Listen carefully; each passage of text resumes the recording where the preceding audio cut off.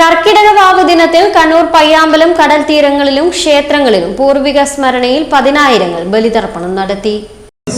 പുഷ്പസങ്കാശം പീതവാസം ജനാർദ്ദന ഏ നമസ്യന്തി ഗോവിന്ദം നദേശ വിദ്യദേവയം അനാദി വിതനാദേവ ശംഖുചക്ര ഗദാധര അവ്യയ.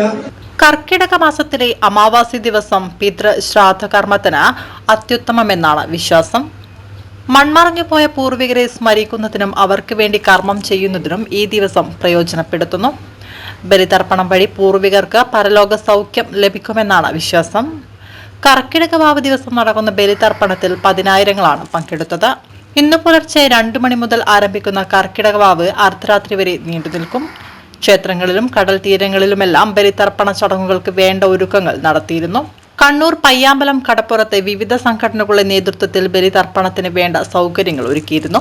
അതുകൂടാതെ വിവിധ സംഘടനകളുടെ നേതൃത്വത്തിൽ സൗജന്യമായി ബലിതർപ്പണത്തിന് എത്തുന്നവർക്ക് ലഘുഭക്ഷണവും ഒരുക്കിയിട്ടുണ്ട്. കണ്ണൂർ ജില്ലയിൽ കണ്ണൂർ തളാപ്പ് ശ്രീ സുന്ദരേശ്വര ക്ഷേത്രം, ആദികടലായി കടൽപ്പുറം, തലശ്ശേരി ജഗന്നാഥ ക്ഷേത്രം, ഇരട്ടി കീഴൂർ മഹാവിഷ്ണു ക്ഷേത്രം, മുഴപ്പിലങ്ങാട് ശ്രീ കുറുമ്പ ഭഗവതി ക്ഷേത്രം, ശ്രീകണ്ഠാപുരം കോട്ടൂർ, വയൽ അയ്യപ്പൻകാവ് മഹാവിഷ്ണു ക്ഷേത്രം തുടങ്ങി നിരവധി സ്ഥലങ്ങളിലാണ് ബലിതർപ്പണം നടന്നത്.